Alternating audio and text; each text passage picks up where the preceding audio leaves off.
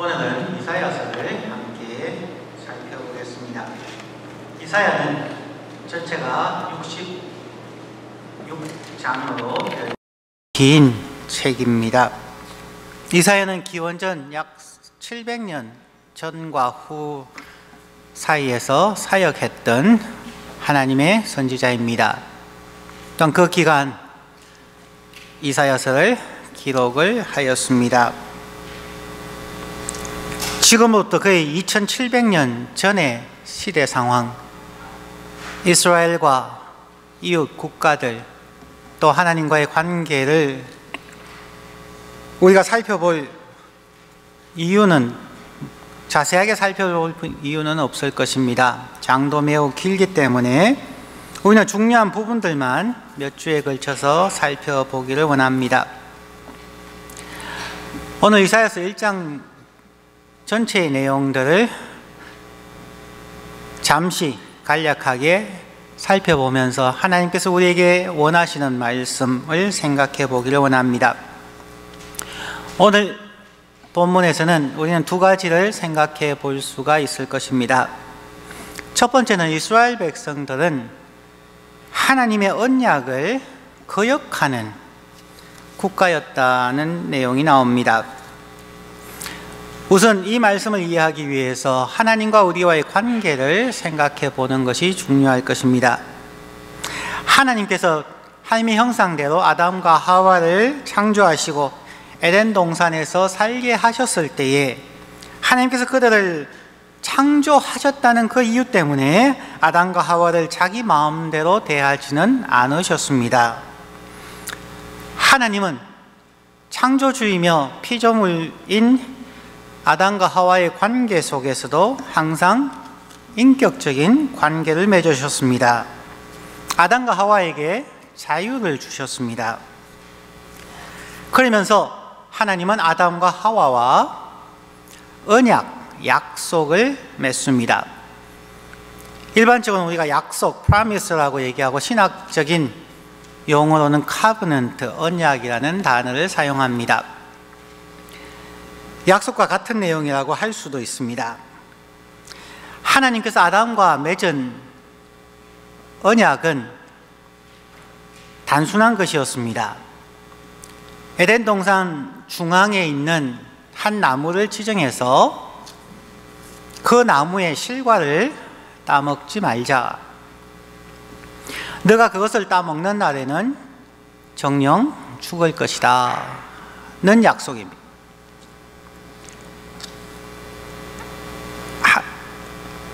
에덴 동산에서 선악과라는 나무는 없습니다.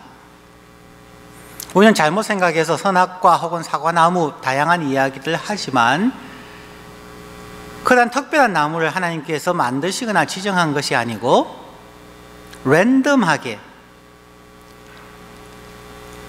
하나님과 아담 하와가 늘 자주 거니시는 곳, 날마다 지나가는 그 동산의 중앙 부분에 있는 하나의 나무를 선택하셔서, 자, 아담, 하와, 나와 약속하자. 우리는 이 나무를 매일 지나가면서 보게 될 것인데 이 나무를 볼 때마다 우리가 서로 기억하자. 우리가 서로 사랑하며 우리가 서로 약속을 지키고 가족처럼 살아가자라고 하는 약속을 했다는 것입니다.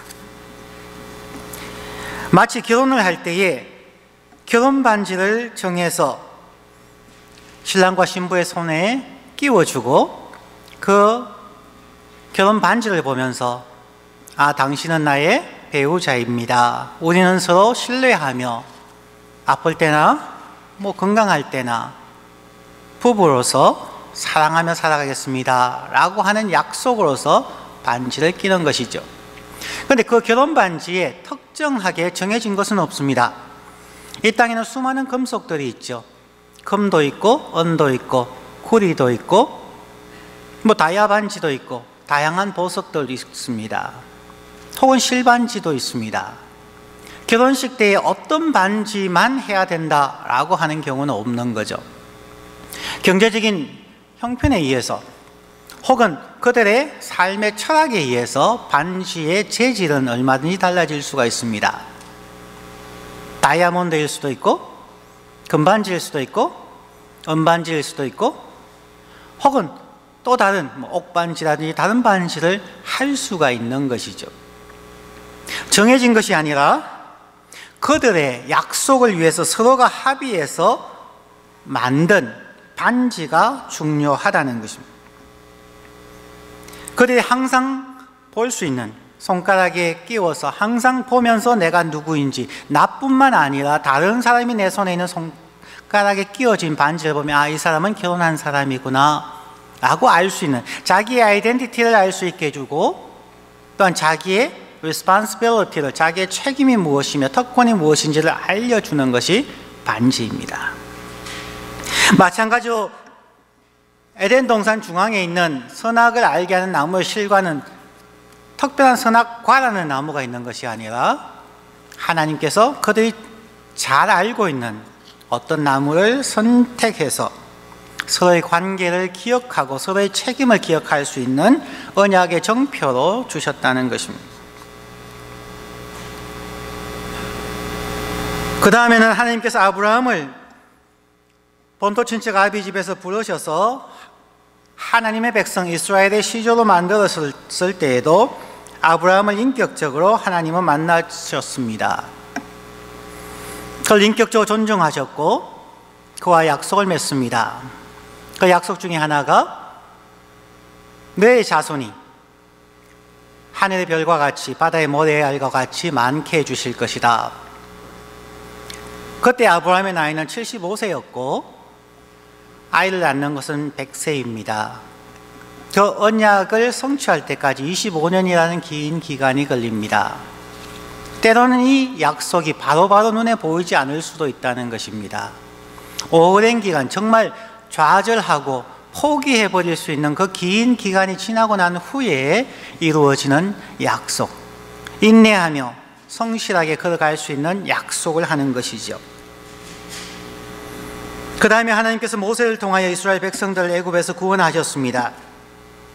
그리고 구원하고 난 이후에 그 백성들을 시내산에서 언약을 맺습니다. 시내산 언약이라고 얘기하고 가장 대표적인 것이 십계명에 해당하는 부분입니다.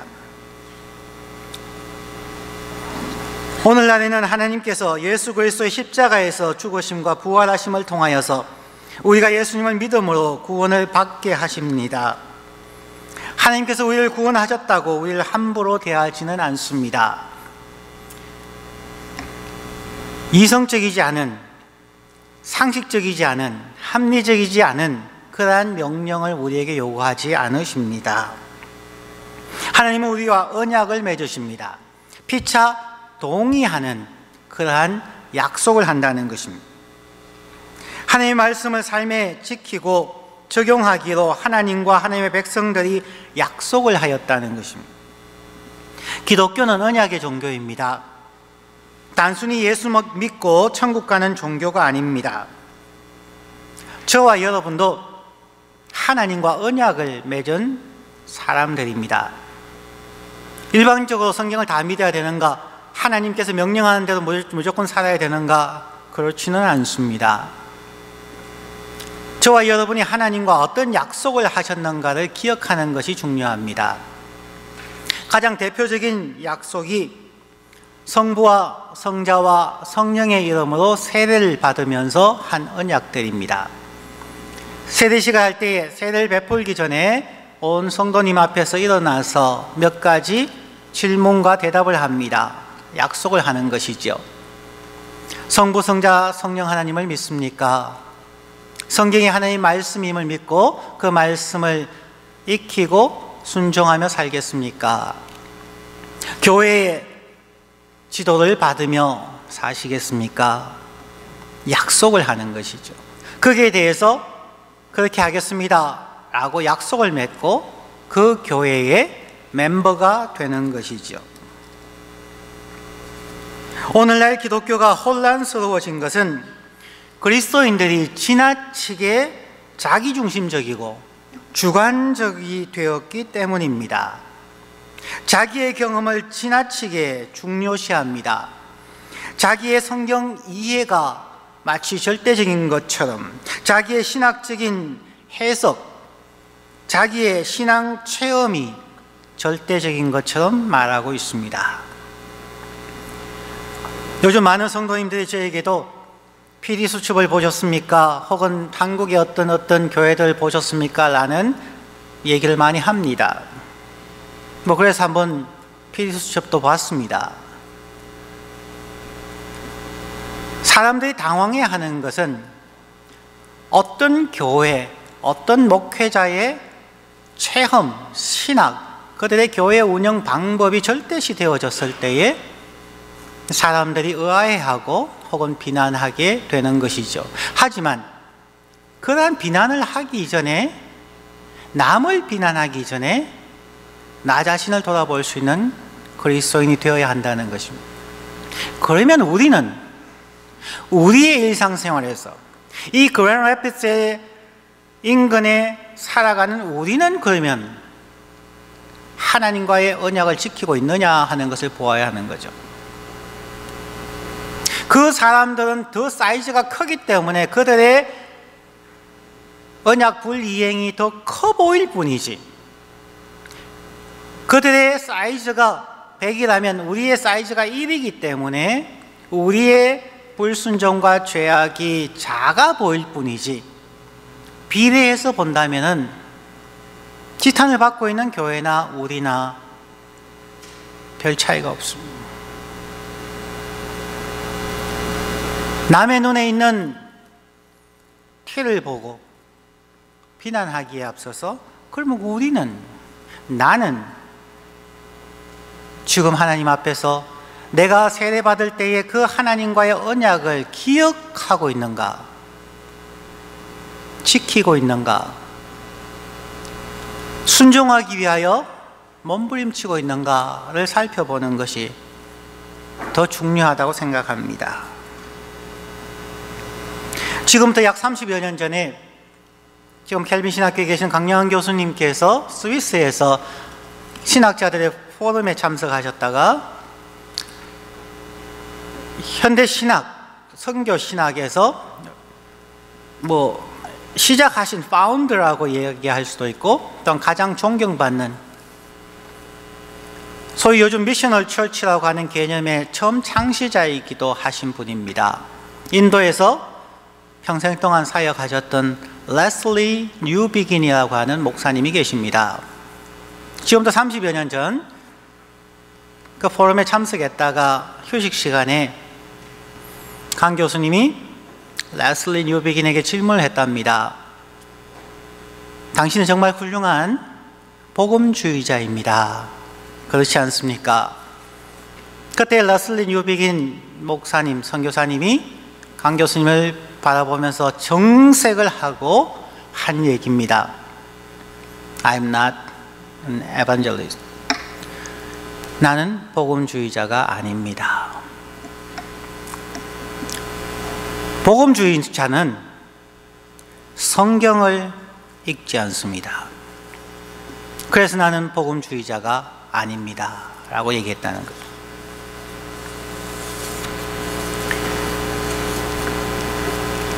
그 얘기를 저는 듣는 저에게도, 우리 모두에게도 엄청난 충격적입니다. 오늘날 교회의 거의 대부분의 교단은, 거의 대부분의 그리스도인들은 자기를 복음주의자라고 이야기합니다. 그러니까 지금부터 30여 년 전 레슬리 뉴비긴 목사님이 지적은 오늘날도 정확하게 우리에게 적용되어진다는 것입니다. 복음주의자들, 하나님의 복음을 전하는 자들, 하나님은 당신을 사랑하시고 당신을 위하여 놀라운 계획을 가지고 있습니다. 그러나 우리가 그 하나님의 사랑과 계획을 누리지 못하는 것은 우리가 죄를 지었기 때문입니다. 그래서 우리를 구원하기 위해서 예수 그리스도가 오셨고 죽으셨고 부활하셨고, 그 예수 그리스도를 믿는 자들은 영생을 얻습니다. 그것이 복음의 가장 간략한 내용이죠. 복음주의자들은 그 얘기만 한다는 것입니다. 하나님은 당신을 사랑합니다. 예수 믿고 천당, 예수 믿고 구원만을 강조하지 복음주의자들이 성경을 읽는 것을 자기는 못 봤다는 거죠. 성경을 창세기부터 계시록까지 커버 투 커버 평생 한 번도 읽지 않은 기독교인들이, 기독교 목사들이, 선교사들이 넘쳐난다는 거죠. 그래서 그분이 하는 얘기가 나는 복음주의자가 아닙니다. 성경을 읽지 않는 복음주의자는 존재해서도 안 되고 우리가 그렇게 되어서도 안 됩니다. 우리가 교회 생활을 오래 했지만 교회의 직분자로서 혹은 목회자로서 교회의 봉사자로서 살아갔지만 우리는 복음 단 4줄의 복음만 기억할 뿐 하나님의 언약인 말씀에 대해서는 읽지도 연구하지도 고민하지도 않고 살아갑니다. 그래서 기독교는 미신적인 종교가 되어버렸고 신비주의적인 종교가 되어버렸고 윤리가 없는 타락한 자신들의 경험과 자기들의 신학과 자기들의 생각에 사로잡혀 살아가는 종교가 되어버렸다는 것이죠. 한국의 대형교회, 미국의 대형교회를 보면서 비난할 자격이 우리에게는 없습니다. 우리는 하나님을 아실까요? 우리는 성경을 정말 알고 있는 것일까요? 우리는 하나님과 우리 사이의 약속, 언약에 대해서 얼마나 알고 있을까요? 학생들은 학교에서 공부할 때 제일 중요한 것이 무엇입니까? 제일 중요한 것은 학기 초에 첫 시간에 수업 들어가면은 교수님들이 실러버스를 나누어 주죠. 그 실러버스에 보면은 내가 무엇을 가르칠 것이며 이 과목에서는 퀴즈가 몇 점, 페이퍼가 몇 점, 디스커션이 몇 점, 어떻게 점수를 매길 것인가에 대해서 언제까지 이것을 제출해야 될 것인가에 대해서 한 페이지 혹은 2페이지의 약속의 종이 실러버스를 줍니다. 그러면 학생들은 그 실러버스를 보고 2주 후에 이 숙제를 내야 되는구나, 한 주 후에 퀴즈가 있구나 알고 준비하고 준비한 사람이 좋은 성적을 맡게 되어져 있는 것이죠.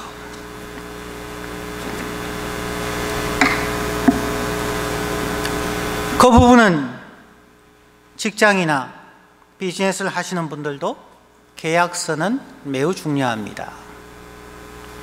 한때 미국에서 그런 경우가 참 많이 있죠. 광고를 해놓고 그 밑에 보면 아주 작은 글씨로 별별 얘기를 다 한 것이 있죠. 좀 처음 미국 와서 상당히 놀랐던 것 중에 하나가 그겁니다. 저에게 편지가 왔는데 5,000불을 주겠대요. 와, 이거 참 좋다 싶었는데 그 밑에 읽어보니까 조건들이 얼마나 많은지요. 그냥 앞에 것만 보고 그 5,000불 받았다가는 이자가 몇 %가 붙을지 알 수 없는 것이죠. 마치 한국의 사채업자들처럼 급해서 빌렸는데 그 다음에는 신체 포기각서까지 써야 되는 거죠.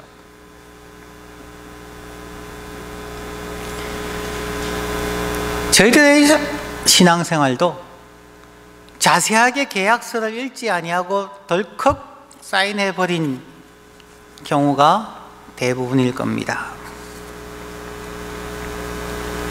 하나님과 그리스도인의 관계는 계약관계, 언약관계입니다. 언약의 내용이 성경입니다. 구약성경은 예수님 이전 시대의 언약이라고 해서 구약이라고 하고, 신약성경은 예수님으로 이루어졌고 예수님으로부터 시작되어진 새로운 언약이라고 해서 신약이라고 합니다. 그러므로 성경을 읽지 않고 성경을 지키지 않고는 언약관계를 유지할 수가 없습니다. 오늘날 그리스도인들이 성경을 얼마나 읽고 있을까요? 성경을 얼마나 이해하고 있을까요? 교회를 비난하는 사람들도, 교회를 옹호하는 사람들도 마치 장님들이 코끼리를 만지고 코끼리가 호수처럼 생겼습니다, 기둥처럼 생겼습니다, 벽면처럼 생겼습니다 라고 이야기하는, 자기가 만져본 것으로 코끼리를 정의하는 그러한 우를 범하고 있는 것이죠. 자기가 아는 조그마한 지식을 가지고, 자기가 경험한 조그마한 체험을 가지고, 심지어 신을 논하고 종교와 신앙을 논하고 심지어 다른 사람의 신앙을 평가하며 정죄하는 경우가 매우 많습니다. 이스라엘 사람들도 하나님의 말씀인 성경에는 별 관심이 없었습니다. 일주일에 한 번 참석하는 제사 혹은 예배, 그리고 제사장들이 들려주는 설교만 듣고 그들의 신앙생활을 하였습니다. 그 결과가 오늘 이사야서 1장 2절에 나오는 말씀입니다. 이사야서 1장 2절 말씀, 하늘이여 들어라, 땅이여 귀를 기울이라. 여호와께서 말씀하시기를 내가 자식을 양육하였거늘 그들이 나를 거역하였도다. 하나님은 이스라엘 백성들 향하여 내가 자식을 양육하였거늘, 즉 하나님과 이스라엘 백성들의 관계가 부모와 자식의 관계라는 것입니다. 언약의 관계입니다. 단순한 창조주와 피조물의 관계가 아닙니다. 주인과 종의 관계가 아닙니다. 하나님은 이스라엘 백성들 내 자식, 내 백성이라고 표현합니다.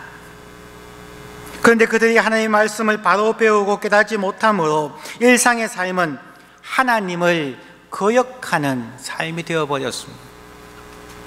그들은 자기들이 하나님을 거역하고 있다는 사실조차도 몰랐을 겁니다. 왜냐하면 언약의 내용을 그들이 확실히 알지 못했기 때문입니다. 그들이 어떻게, 그들 나름대로는 신앙생활 열심히 한다고 했지만 하나님 보시기에 거역한 모습일까요? 오늘 본문이 어떤 11절부터 17절의 내용입니다. 여호와께서 말씀하시되 너희의 무수한 재물이 내게 무엇이 유익하뇨? 나는 수장의 번제와 살찐 짐승의 기름에 배불렀고 나는 수송아지와 어린 양이나 수염소의 피를 기뻐하지 아니하노라. 우리말로 하면 나는 11조를 기뻐하지 아니하고 감사헌금을 기뻐하지 아니하고 작정헌금을 기뻐하지 아니하고 구제헌금을 기뻐하지 아니하노라. 12절에 너희가 내 앞에 보이러 오니 이것을 누가 너희에게 요구하였느냐? 내 마당만 밟을 뿐이니라.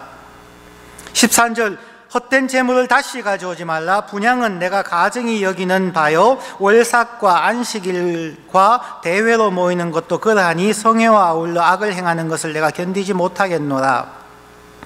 내가 너희들의 예배 형식을 기뻐하지 아니한다. 오케스트라가 등장하고 잘 짜여진 예배 순서를 나는 기뻐하지 아니한다. 나는 주일 예배를 좋아하지 아니하며 기독교의 절기를 좋아하지 아니하고 너희들이 준비하는 부흥회를 싫어하며 수련회를 기뻐하지 아니한다 말이죠. 14절에는 내 마음이 너희의 월삭과 정한 절기를 싫어하느니 그것이 내게 무거운 짐이라 내가 지기에 곤비하였느니라. 15절에 너희가 손을 펼 때에 내가 내 눈을 너희에게서 가리고 너희가 많이 기도할지라도 내가 듣지 아니하리니 이는 너희의 손에 피가 가득함이라. 나는 너희들의 새벽 기도나 너희들의 작정 기도나 철야 기도나 금식 기도나 연세 기도나 어떠한 기도도 내가 듣지 아니할 것이다. 16절에 너희는 스스로 씻으며 스스로 깨끗하게 하여 내 목전에서 너희 악한 행실을 버리며 행악을 거치고 선행을 배우며 정의를 구하며 학대받는 자를 도와주며 고아를 위하여 신원하며 과부를 위하여 변호하라 하셨느니라. 하나님이 원하는 삶은 거룩한 삶, 성결의 삶, 이웃을 사랑하고 긍휼을 베푸는 삶. 그것을 어떻게 해야 할까요? 그것이 성경이죠. 하나님이 왜 우리에게 율법을 주셨습니까? 하나님을 기억하므로 내가 거룩하니 너희도 거룩하라.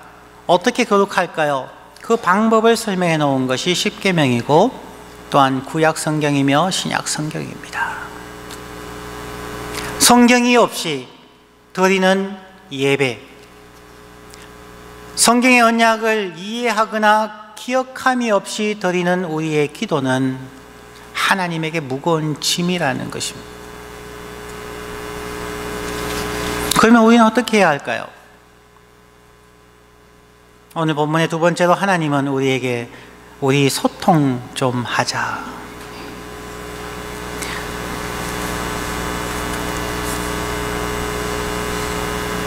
오늘날 한국 사람들이 가장 많이 사용하는 단어 중 하나가 소통입니다. 말이 안 통하는 사회라는 것입니다. 더 나아가 서로 대화를 하려 하지 않습니다. 서로 바빠서 혹은 서로 무슨 말을 할지 뻔히 알기 때문에 대화조차 하지 않으려 합니다. 하나님께서 이스라엘 백성에게 호소합니다. 18절 말씀에 여호와께서 말씀하시되 오라 우리가 서로 변론하자. 너희의 죄가 주홍 같을지라도 눈과 같이 희어질 것이요 진홍같이 붉을지라도 양털같이 해결되리라. 제가 매주 예배 시간에 이 부분을 하며 우리가 회개의 기도를 드리지요. 한글 성경에 서로 변론하자는 표현은 지나치게 법률적 용어입니다. 너무 딱딱해 보입니다. 영어 성경의 번역은 NIV 성경에서는 Let us reason together. 우리 함께 대화해보자. 소통해보자. 무슨 생각을 하고 있는지, 무슨 일을 하고 있는지, 일상의 삶에서 어떤 어려움이 있는지, 왜 너가 화가 났는지, 무엇이 답답한지, 무엇이든지 대화해보자. 우리 부모님들 자녀 키울 때 가장 힘든 부분이 어떤 부분이에요? 아이가 학교를 갔다 왔는데 집에 들어오자마자 자기 방에 들어가서 문 쾅 닫아버리고 문 잠가버렸어요. 부모님이 밖에서 얘 무슨 일이 있었니? 문을 안 열어줍니다. 문 열어줘 라고 하니까 안에서는 점점점 흐느끼는 소리는 점점 커집니다. 그때 부모의 심정이 어떠신가요? 정말 문을 부수고 들어가고 싶은 것이 부모의 마음입니다. 그런데 부수고 들어갈 수는 없죠. 왜요? 부수고 들어가면은 자녀들이 더 화를 내니까. 자녀들이 캄다운 할 때까지 기다려주는 수밖에 없습니다. 하나님이 우리를 보시면서 바로 그런 모습입니다. 하나님을 믿는다고 예수 믿는다고 하는데 무슨 일인지 자기 방에 들어가서 그냥 문 쾅 닫아놓고 때로는 뭐 물건을 집어 던지는 소리도 나고 스크림 소리도 비명 소리도 들리고 뭔가를 하고 있는데 얘야 얘기 좀 하자. 뭐가 어렵니? 오늘 학교에서 무슨 일이 있었니? 직장에서 무슨 일이 있었니? 내가 알아야 도와주지 않니? 내가 알아야 기도해 주지 않니? 지금 여기에 성도인들이 앉아 계시지만 문제 없는, 고민 없는 분이 있나요? 다 지금 고민하고 힘들어하죠. 하나님하고 한번 소통해 보셨습니다. 하나님 정말 내가 답답해 미치겠습니다 라고 한번 해보셨습니다.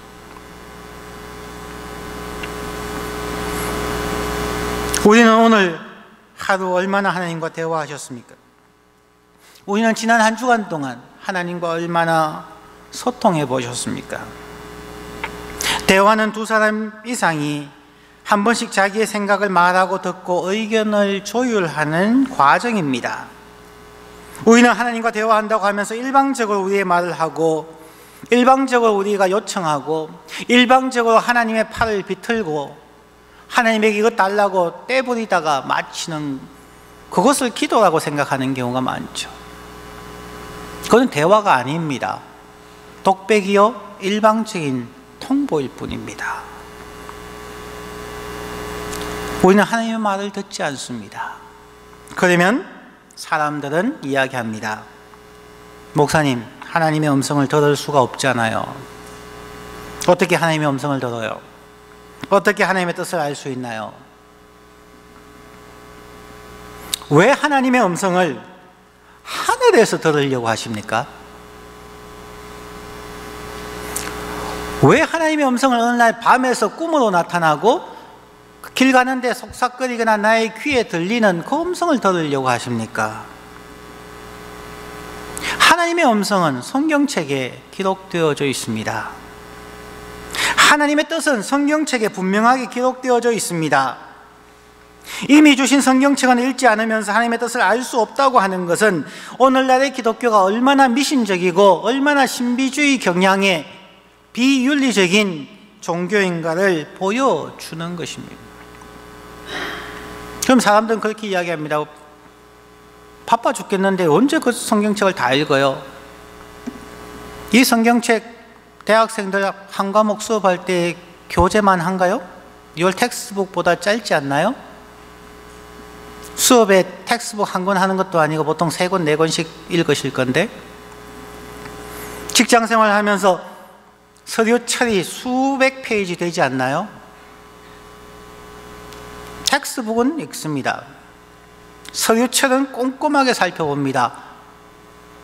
읽지 않으면 학점이 떨어지고 직장에서는 엄청난 경제적인 손실이 있으며 심지어 파이어 당할 수, 해고당할 수가 있기 때문에 우리는 두려워서라도 텍스트북을 읽고 서류철을 읽습니다.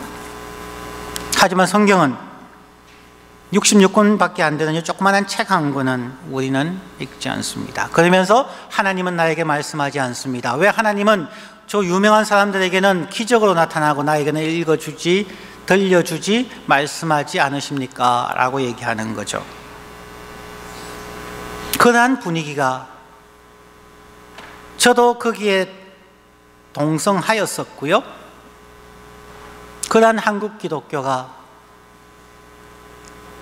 기독교를 비윤리적인, 미신적인, 사람을 영웅시하고 사람을 우상숭배하고 교회를 우상숭배하는 천박한 종교로 전락시켜버렸습니다. 그리스도인들은 하나님의 말씀이며 하나님과 사람 사이에 맺어진 언약의 내용인 성경책을 가까이 하여야 합니다. 처음에는 모릅니다. 목사님 성경 읽어도 잘 모르겠습니다. 답답합니다. 성경책은 단 한 번만 유익합니다. 밤에 잠 오지 않을 때에 성경책을 피면 수면제 효과는 정말 좋습니다. 그런데요, 우리가 착각하는 게 하나 있어요. 우리의 육신의 나이가 20살, 30살, 50살, 70살이기 때문에 내가 나이가 많은 어른이라고 착각하는 거죠. 자, 여러분의 자녀들, 여러분의 손주들 1살 때 말을 어떻게 배우던가요? 그 아이들이 엄마 아빠의 말을 이해해서 언어를 배울까요? 이해하지 않습니다.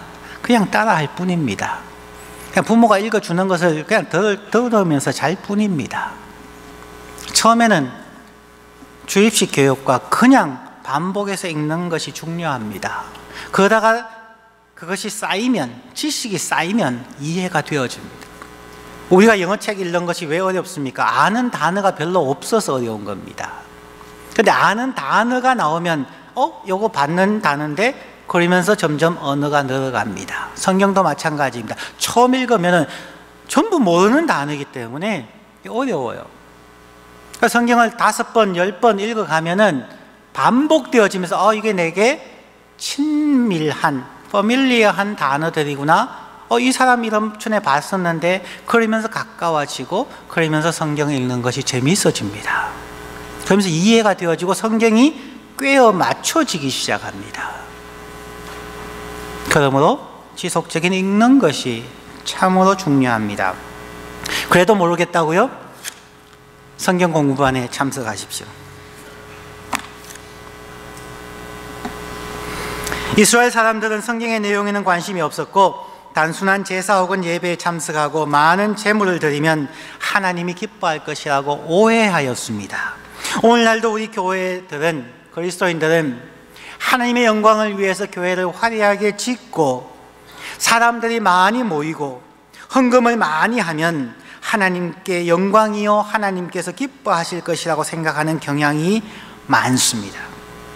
이사야 시대의 교회, 오늘날의 교회 동일합니다. 그 당시에도 기독교는 미신이었고 오늘날도 기독교는 미신이 되어가고 있습니다. 하나님은 어제나 오늘이나 영원토록 하나님의 백성된 우리와 대화하기를 원하십니다. 그 대화의 기본 틀은 언약인 성경입니다. 언약을 지킨다는 것은 하나님의 말씀을 일상의 삶에 순종하며 지키는 것입니다. 과거나 현재나 소통은 attitude, 자세가 매우 중요합니다. 제가 어제 온라인에서 읽은 소통에 대한 글을 하나 소개하겠습니다. 김윤덕이라고 하시는 분이 쓴 칼럼의 일부 내용을 발췌해 보았습니다. 인용입니다. 이런 부류의 사람들을 위해 처세의 달인들이 내리는 처방이 self-diss, 자기 낮춤이다. 남을 웃길 때 자신을 제물로 삼으면 10중 8구 성공하며 새치기로 남의 대화의 질서를 깨어서는 안 되며 말을 독점해서 적을 만들지 말라는 것이다. 이를 어기면 자기 주장이 아무리 훌륭해도 상대의 마음을 얻을 수가 없다. 그런 점에서 백종원 씨는 영리하다. 황교익 씨가 그의 음식은 설탕 범벅이라고 질타했을 때 백 씨는 당연한 지적입니다. 내 음식이 세발 자전거라면 셰프들은 사이클 선수입니다 라고 자기의 몸을 낮췄습니다. 토론 패널로 신망을 얻은 정치학자 홍성글의 화법도 비슷합니다. 그는 상대가 자신의 의견을 거칠게 반박해도 정말 중요한 지적이네요. 깊이 공감합니다 와 같이 한 발 물러난 뒤 제 반박을 이어나갑니다. 심지어 북한의 김정은 위원장도 살인마 대신 쿨한 신세대 이미지를 얻은 것도 따지고 보면 셀프 디스 덕입니다. 우리가 뉴스에서 많이 보셨죠? 한국의 문재인 대통령과 대화하면서 혹은 남측의 사람들과 대화하면서 스스로 셀프 디스를 잘했습니다. 우리의 교통이 불비해서 발전된 나라에 비하면 우리는 초라합니다. 이와 같은 발언이 그를 예의 바른 지도자급으로 격상시켰습니다. 여기까지 인용입니다. 요즘 젊은이들의 표현인 셀프 디스는 굳이 설명하면 자기 비하라고도 할 수 있습니다. 세상에서도 셀프 디스를 해야 소통이 되고 더 나은 사람으로 보입니다. 우리가 하나님 앞에서 셀프 디스하는 것이 회개라고 할 수 있습니다. 세상에서는 셀프 디스는 속마음과 다르게 형식적으로 할 수 있지만 우리 그리스도인들이 하나님 앞에서 하는 셀프 디스 회개는 언약에 기반한 진정한 셀프 디스여야 하겠지요. 우리는 조그만한 지식, 조그만한 체험을 가지고 지나치게 자신을 내세웁니다. 교만해 보입니다. 거만합니다. 비인격적입니다. 언약의 내용처럼 살지 못한 우리 자신을 회개하며 우리의 연약함을 하나님께 소통하고 하나님의 도우심을 구하는 기도, 그것이 진정한 기도의 삶이고 신앙생활입니다. 예수님의 예를 보며 마치겠습니다. 예수님은 참으로 바쁘고 분주한 시간, 심지어 식사할 겨를이 없어서 가족들이 혹시 미친 것은 아니냐고 걱정하는 그러한 삶 속에서도 우리가 아는 것처럼 그분은 새벽 미명에 하나님과 소통하기 위해서 힘든 하루의 사역을 마치고 저녁 늦은 시간에 하나님과 소통하기 위하여 때로는 빈들로 때로는 한적한 곳으로 가셔서 아버지 하나님, 나 오늘 이렇게 살았습니다. 아버지 하나님, 오늘 내가 이런 계획이 있는데 하나님 도와주십시오. 예수는 소통의 달인이었습니다. 하나님과 소통을 하고 나서는 그는 항상 하나님의 뜻을 이렇게 찾았습니다. 요한복음 7장 17절 말씀입니다. 사람이 하나님의 뜻을 행하려 하면 이 교훈이 하나님께로부터 왔는지 내가 스스로 말함인지 알리라.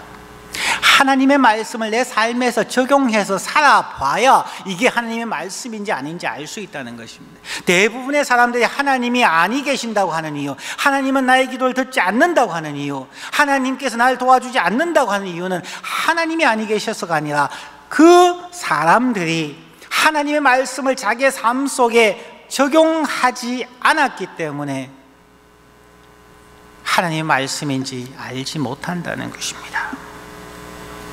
우리가 날마다 하나님 앞에 나아가 셀프 디스, 즉 회개와 자기 연약함을 고백하고 나를 향한 하나님의 뜻이 무엇인지 확인하기 위하여 언약의 말씀을 일상의 삶에서 실천해 봄으로 하나님의 뜻을 확인하고 하나님의 살아계심을 확인하고 더욱 하나님과 깊은 교제 속에 나아가는 모든 성도님들 되시기를 주님의 이름으로 축원합니다. 기도하겠습니다.